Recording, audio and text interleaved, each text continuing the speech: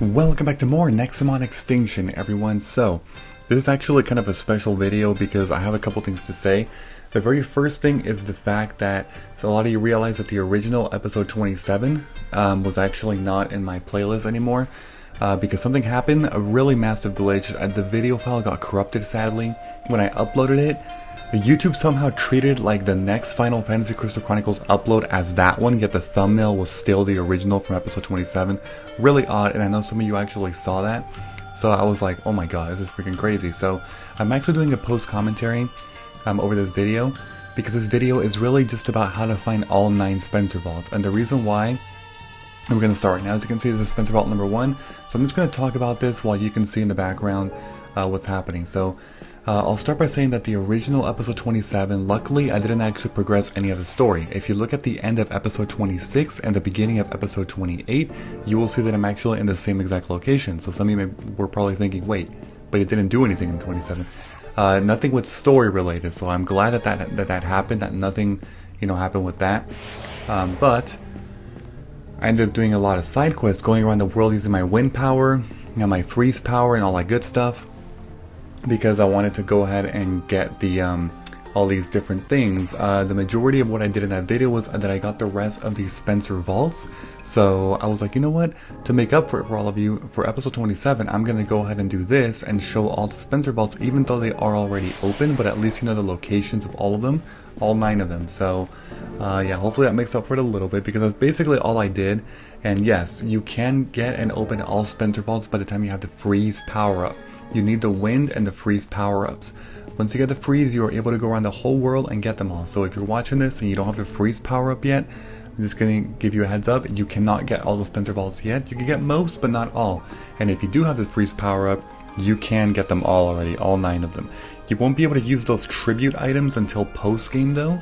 Just keep that in mind. But anyway, as you can see, this is number 3, so I've already shown the first 2, and number 3 is right here in this little thing that for the longest time I never thought was actually a cave. It just didn't look like a cave. I don't know why. I'm probably stupid, but whatever, Yeah, and the other thing that I would like to mention with this is that if you may be thinking, well, if the video file got corrupted, Shiny, why don't you just re-record? Well, I have to blame both parties on this, both the game and myself.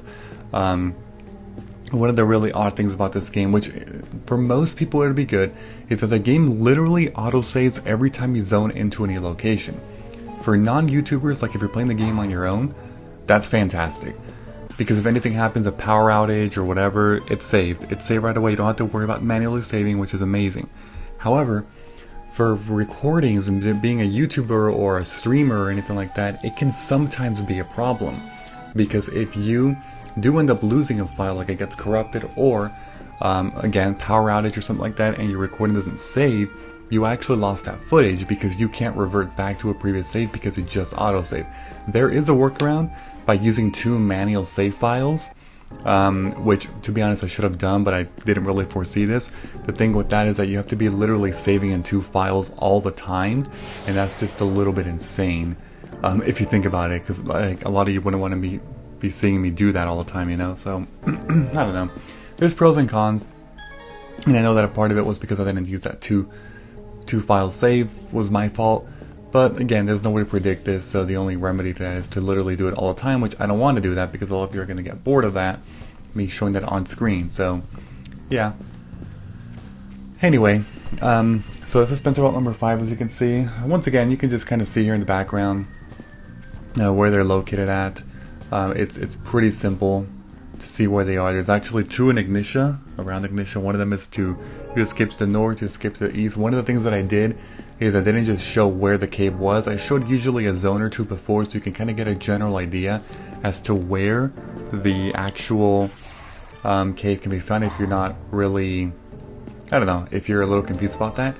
And then I actually showcased, of course, the entire pathway over to get to the vault once you're in a cave. I ended up cutting all encounters out, if I got any of those. And, well, yeah, and I guess that's about, all I'm going to say for that.